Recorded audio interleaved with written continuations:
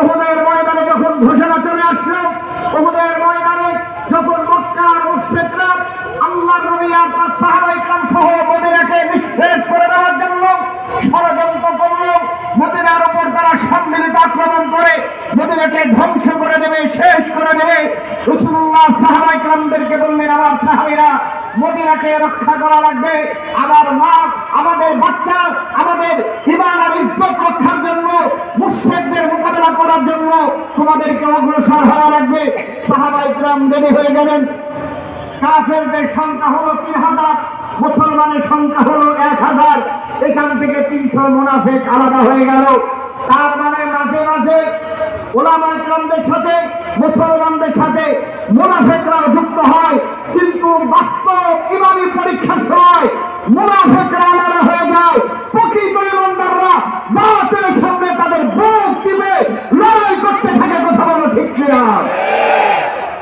সম্মানিত বন্ধুরা, আল্লাহর পয়গম্বর সাহাবায়ে কেরামদেরকে বললেন, সাহাবীরা শোনো, মক্কা থেকে 3000 বিশাল বাহিনী আসতেছে আমাদের বিরুদ্ধে লড়াই করার জন্য। তোমাদেরকে মোকাবেলা করা লাগবে, রাজি আর প্রস্তুতি হয়ে যাও। আল্লাহ নবী সাহাবীরা রাজি হইয়া মুশরিকদের মোকাবেলা করার জন্য উহুদের ময়দানে চলে যায়। উহুদের ময়দানে আল্লাহর পয়গম্বরের কিছু জানবাজ সাহাবায়ে কেরাম শরীক হয়ে যায়। আল্লাহর নবীর একজন সাহাবী, যার নাম সাদ বিন মুআয, আল্লাহর নবীর একজন সাহাবী, যার নাম হযরতে সাদ রাদিয়াল্লাহু তাআলা।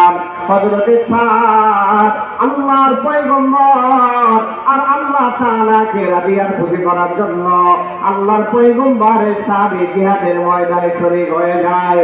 হযরতে সাদ বিন রবি রাদিয়াল্লাহু তাআলা আল্লাহর দ্বীন, আল্লাহর জমিনে কায়েম করার জন্য, আল্লাহর দ্বীন, আল্লাহর জমিনে বাস্তবায়ন করার জন্য, ইদিল হুকমু ইল্লা লিল্লাহ, জমিন আল্লাহর, আইন চলবে কার?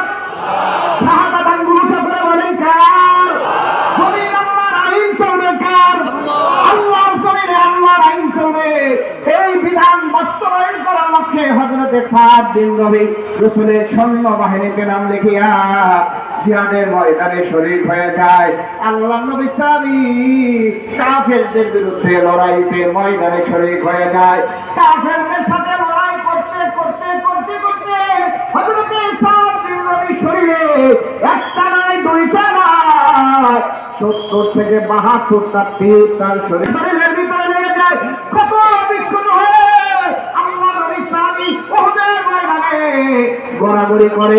এমন দেখা যায় অনেক সাহাবায়ে কেরাম রিদওয়ানুল্লাহি তাআলা আলাইহিম আজমাইন তারা আহত হয়ে, ক্ষত বিক্ষত হয়ে উহুদের ময়দানে গড়াগড়ি করে।